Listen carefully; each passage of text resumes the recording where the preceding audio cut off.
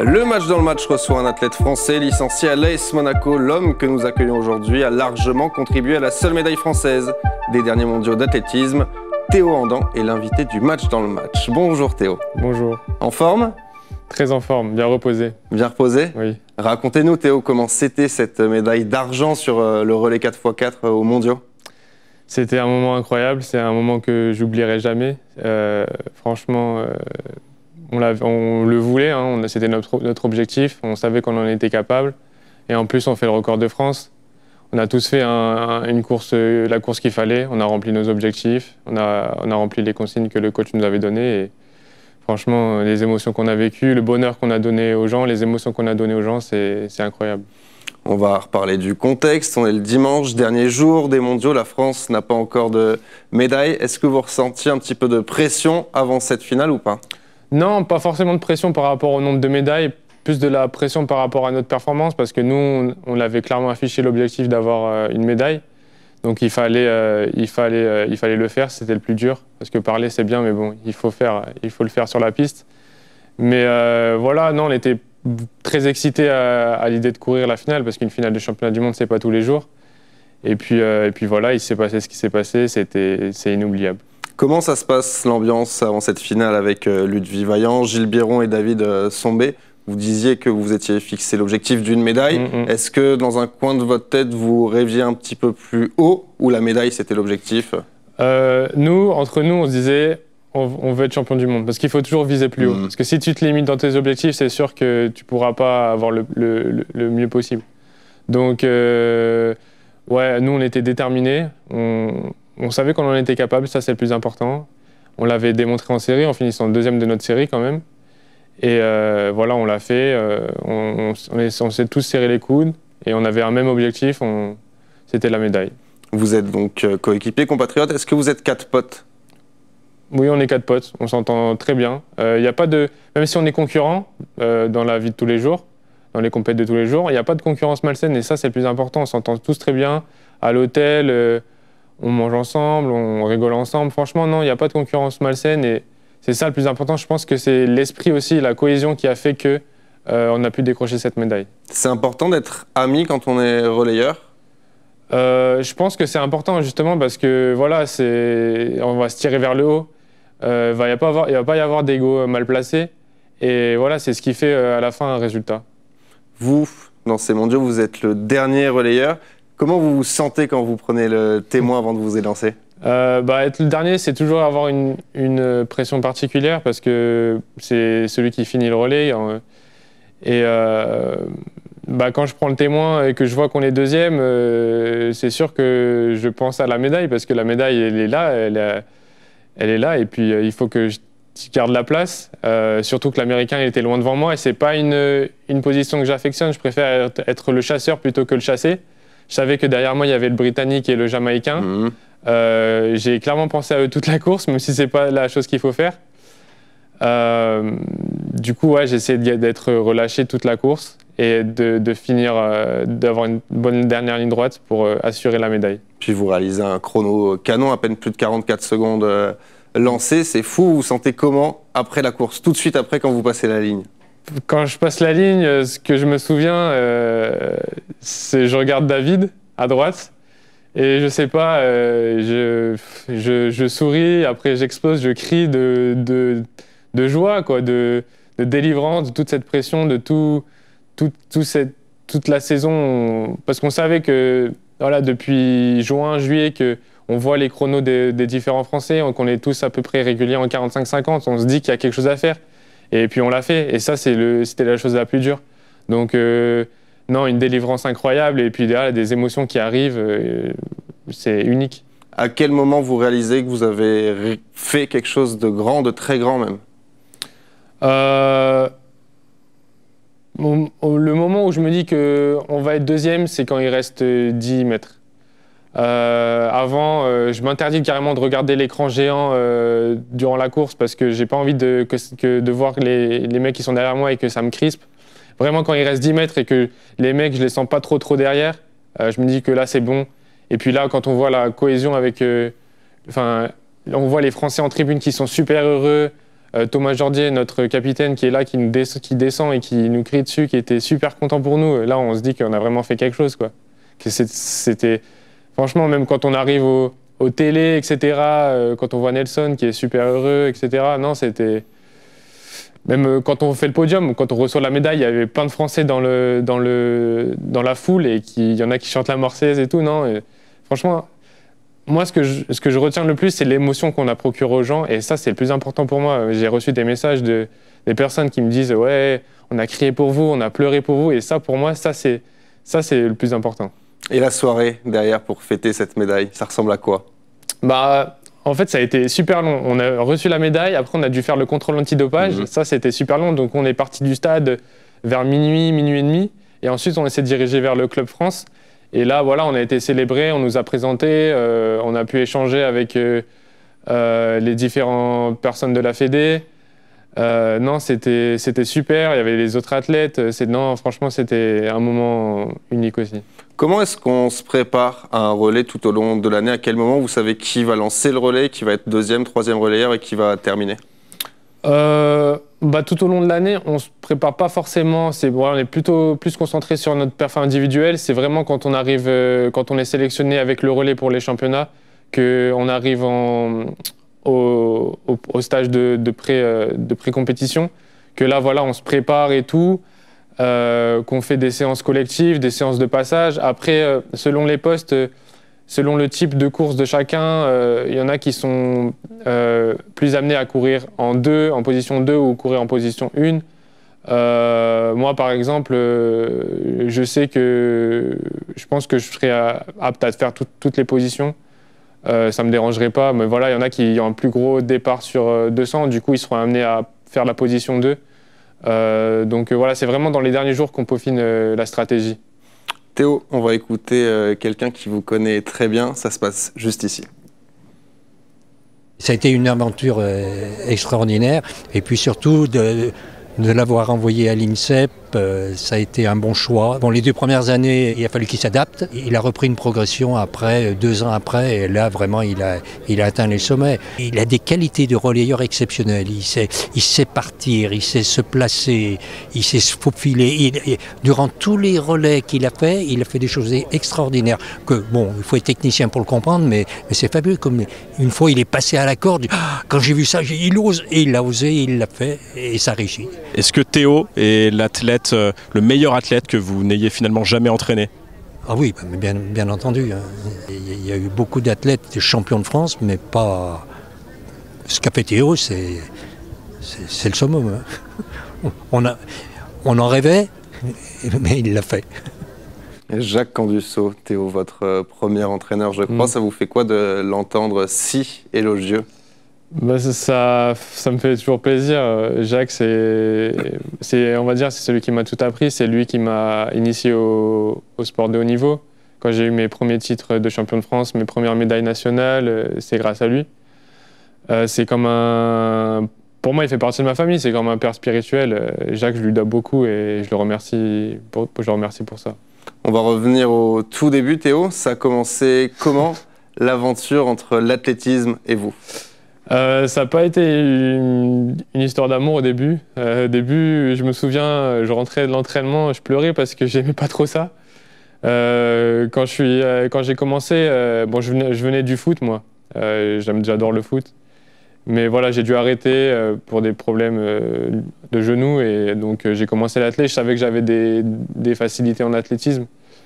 Mais j'ai commencé à faire du cross, du 1000 mètres et tout, et c'est pas ça que j'aimais en fait. On courait longtemps et moi ce que j'aime c'était la vitesse. Et un jour, je me blesse au dos en 2015, je fais à peu près 1 mois et demi d'arrêt et je reprends l'entraînement et 15 jours après, je fais un 400 comme ça aux championnats régionaux et je me qualifie directement pour les championnats de France. Cadet, et du coup là on s'est dit qu'il y a peut-être quelque chose à faire et suite à ça je prends la médaille de bronze au championnat de France cadet. Du coup on a dit on va poursuivre sur 400 et puis voilà. Quelles sont vos idoles, Théo? Moi quand j'étais petit j'étais un grand fan de Christophe Lemaître.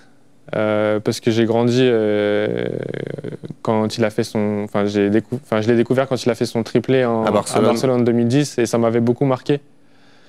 Du coup, je l'ai suivi à chaque fois qu'il était en grand championnat, je le suivais, etc. Après, moi,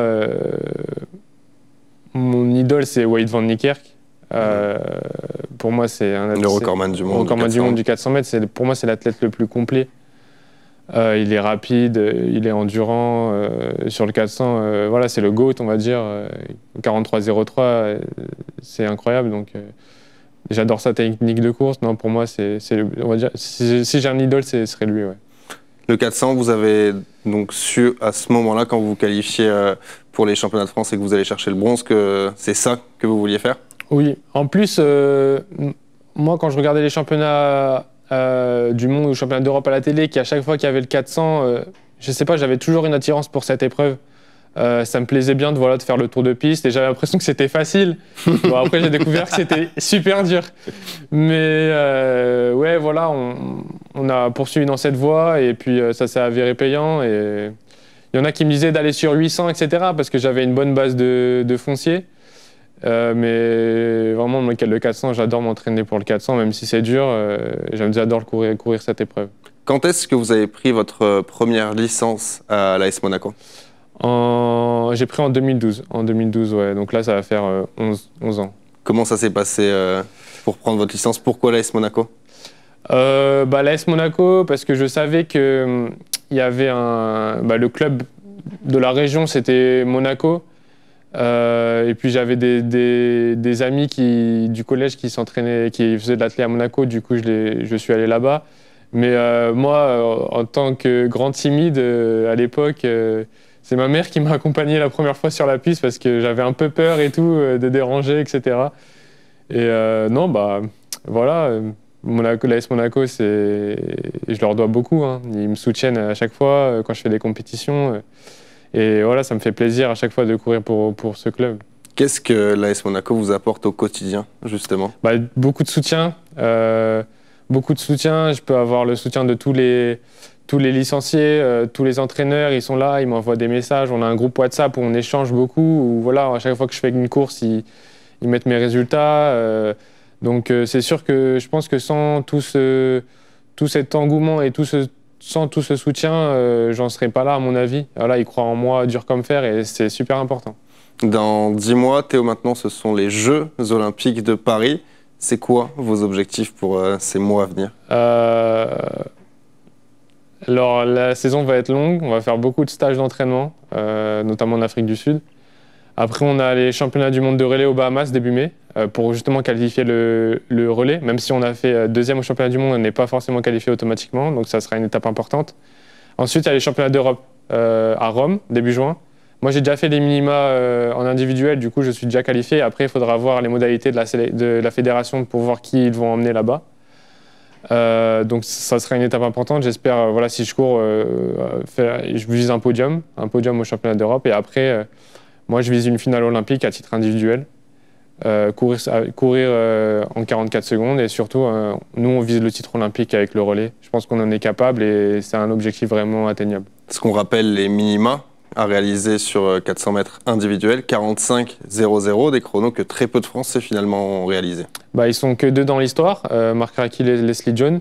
Je m'en suis approché, je suis pas très loin, je suis à 45,18. Donc c'est pas grand chose. Après 18 centièmes en athlète, c'est beaucoup et peu à la fois. Voilà, je pense que si je continue dans cette dynamique, je me blesse pas, c'est le plus important. Et que je m'entraîne bien, il ne devrait pas y avoir de souci pour que je puisse faire ces minima. Il faut y croire et moi j'y crois. Licencié, on le disait, à l'AS Monaco, vous êtes également à l'INSEP. Est-ce que vous sentez l'engouement monter au fil des mois pour ces Jeux Olympiques à l'INSEP? Oui, clairement. Là, à l'INSEP, nous, on a une nouvelle piste. Ils ont refait la piste pour ces Jeux Olympiques exprès pour ça. À l'INSEP, toute la décoration, elle est faite avec des logos Paris 2024. Quand on entre à l'INSEP, il y a une horloge avec un décompte jusqu'au jeu. Donc on est dans le truc, on sait que voilà, ça arrive, ça approche. On sent que voilà, il y a cette pression entre guillemets, mais c'est de la bonne pression. Oui, ça vous stimule plus que ça vous stresse? Non, ouais, ça stimule. Ça stimule parce que voilà, on est excité à l'idée de pouvoir participer à ces Jeux Olympiques. C'est unique, c'est une chance unique qu'on a. Voilà, la partie la plus difficile, ça va être de se qualifier. Mais une fois qu'on est qualifié, ça va être que du bonheur. Quand vous ne vous entraînez pas, quand vous n'êtes pas sur des compétitions, qu'est-ce que vous faites? Quels sont vos passe-temps hors athlée? Moi, j'adore voyager. Donc, dès que je suis en vacances, j'essaye de partir, de voyager. Après, moi, j'adore le foot. Donc, dès que je peux, je regarde le foot. Je regarde du foot à la télé. J'essaye de... Voilà, bon, en région parisienne, il y a beaucoup d'événements sportifs, du basket, du hand, du foot. Donc, moi, ça m'intéresse d'aller voir ça. Et après, voilà, moi, j'ai la chance d'avoir un cercle avec des amis qui sont proches à l'INSEP ou même en dehors. Donc, voilà, je suis pas tout seul et puis je peux voilà, sortir avec eux et passer du bon temps. Vous parlez de voyage, c'est quel voyage qui vous a le plus marqué pour le moment? Moi, j'ai des origines tahitiennes par mon père.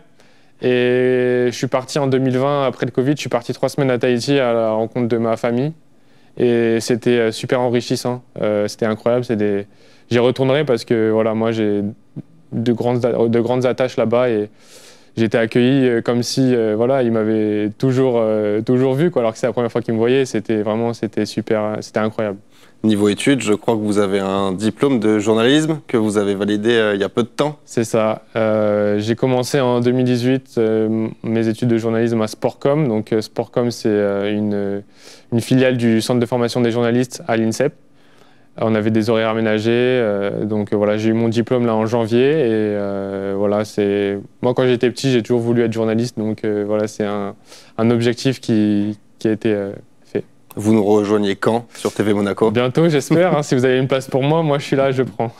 Vous m'enverrez le CV, mais je pense qu'on peut faire quelque chose. Ça marche. On vous voit au Sportel, je crois, d'ici quelques semaines? Oui, voilà, dans 3 semaines, ça va être, j'ai hâte, ça va être bien. Ouais, vous allez faire quoi exactement sur ce Sportel? Je vais être là pour répondre à des sollicitations, des interviews, etc. Donc voilà, j'ai hâte, ça va être un bel événement, je pense. Vous parlez de sollicitations, d'interviews. Vous en avez eu beaucoup, j'imagine, depuis cette médaille d'argent? Ouais, beaucoup, surtout ici dans le sud, beaucoup d'interviews. Voilà, c'est le jeu, hein, donc moi je suis pas trop à l'aise, je préfère être en retrait de tout ça, mais bon, j'aime bien quand même participer à ça, à ces sollicitations. Là, je vais donner le coup d'envoi juste après. On allait y venir. Donc je suis content. Oui, Monaco, Marseille ce soir, gros match. Et donc les téléspectateurs de TV Monaco qui vous suivent là, vous reverront. Ce soir, vous allez être dans le rond central, ça vous fait quoi? Moi, je suis supporter de Monaco, donc forcément, ça me fait beaucoup plaisir. Surtout que c'est un gros match. Moi, le premier match que j'ai vu de Monaco, c'était en 2005. Donc là, ça fait presque 20 ans. Et de pouvoir donner le coup d'envoi, c'est un grand honneur, c'est super.